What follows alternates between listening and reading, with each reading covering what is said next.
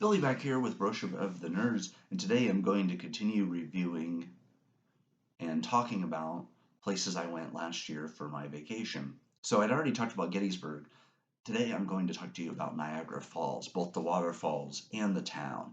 So there were three of us that went, and we ended up in Niagara Falls, and we parked at it was kind of like a big gift shop. It had multiple floors. It had a restaurant in there. We got in there, went to the restroom and everything, and then we were lucky enough to get the next to last boat of the day. Now, you buy your ticket, and they include a poncho for you, as you will be getting water on you, and your phones and everything will be okay. Just wear the poncho, it goes all the way down.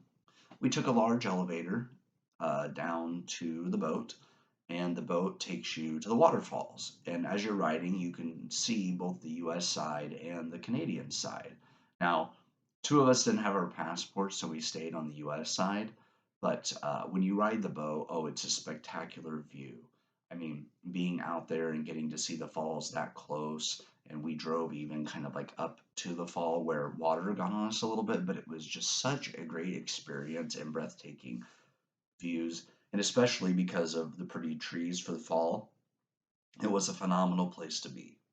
I ended up leaving with, I have a bunch of pictures that my buddy Brian took, and Viper, as you know him. And then I also had a little plaque thing I got that's like this that has like a to commemorate going to the falls, and I have that around somewhere. But it was just a fun experience. And then after you're done, they have a nice little gift shop right at the falls. The one we parked at was separate and a little bit of a walk, but once we got there and did the ride, and then we made it to the shop just in time before they closed, and we were able to look around and each get an item to commemorate going there. Just such a spectacular place. Then we decided, hey, let's go back at night, but we wanted to get dinner. So we ended up eating at Hard Rock Cafe, Niagara Falls, and oh, it was so great. The food was excellent. My buddy Viper Brian, whatever you want to call him, got a glass that you drink out of, and they give you a clean glass to take home if you pay the extra, which he did, which was really cool. And then we walked around the restaurant because they had different like jackets, outfits, pictures of different bands and artists, and just had those all around. And then the gift shop had some really cool things as well. So I would say it's definitely worth, if you go to Niagara Falls and you want somewhere good to eat with a nice atmosphere, definitely go to the Hard Rock Cafe. Really great food and just such an incredible experience in of itself. So after we had our dinner, which the place was busy, I had like a really good burger. It's been a bit, so I can't remember exactly what kind I ordered, but it was incredible.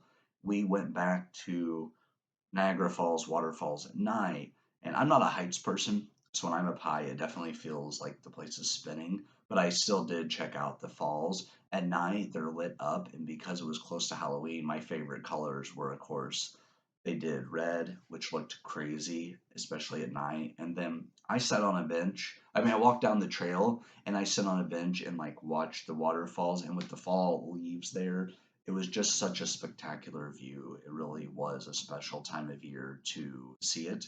I recommend going in the fall because it's a little bit cooler. And we just had on like, if I remember right, I either had on like a hoodie or a light jacket. I want to say I had a hoodie, and we went walking there at night, and we found a really good motel to stay at, and the people were friendly. There was a lot of people out and about that night and that afternoon.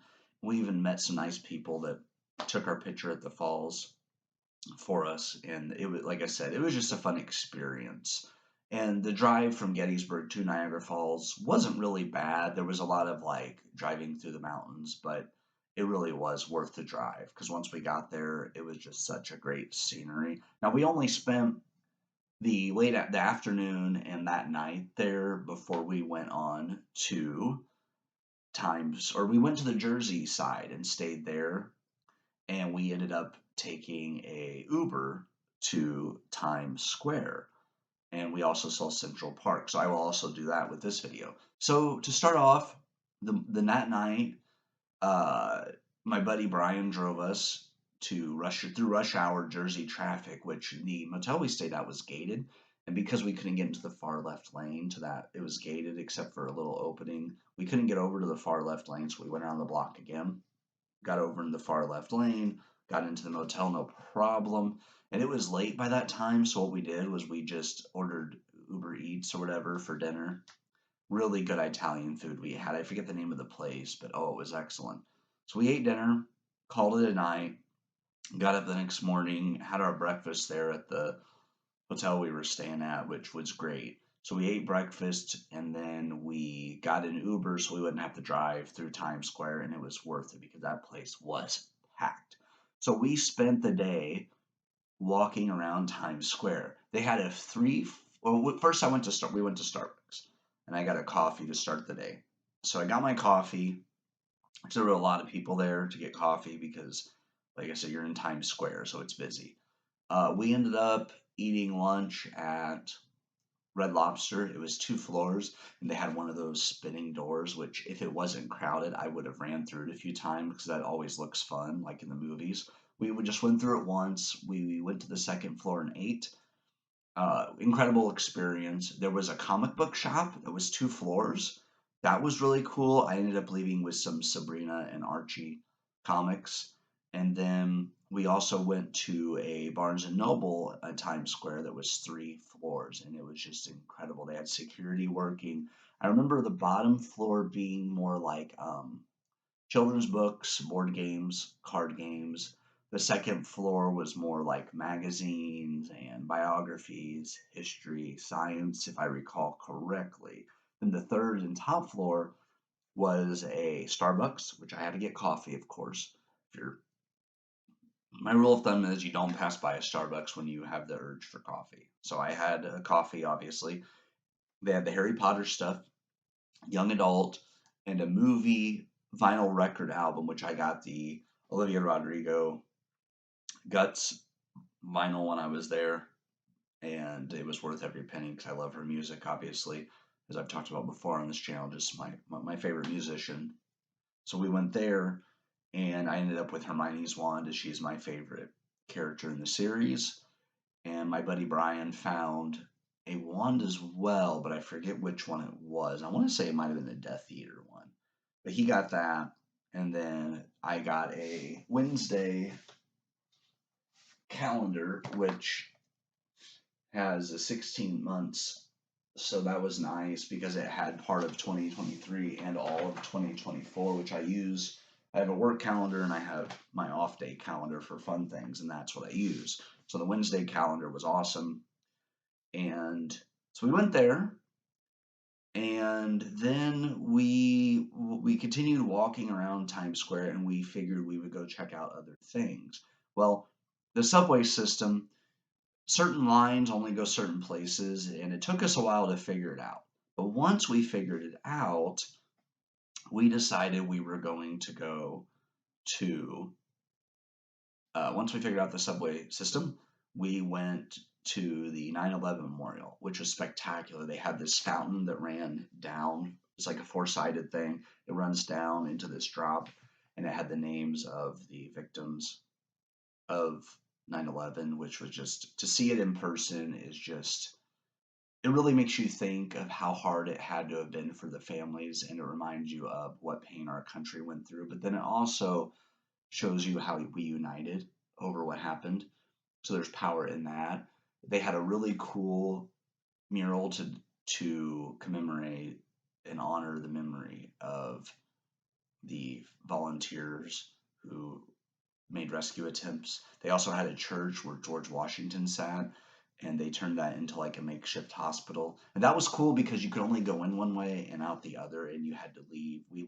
One of our friends didn't want to go in, so he watched all of our stuff while my other friend and I went in, and it was just, I was awestruck by it. And then they also had a bell that was donated that is rang every 9/11 to signal hope for the country. So that was really incredible to see.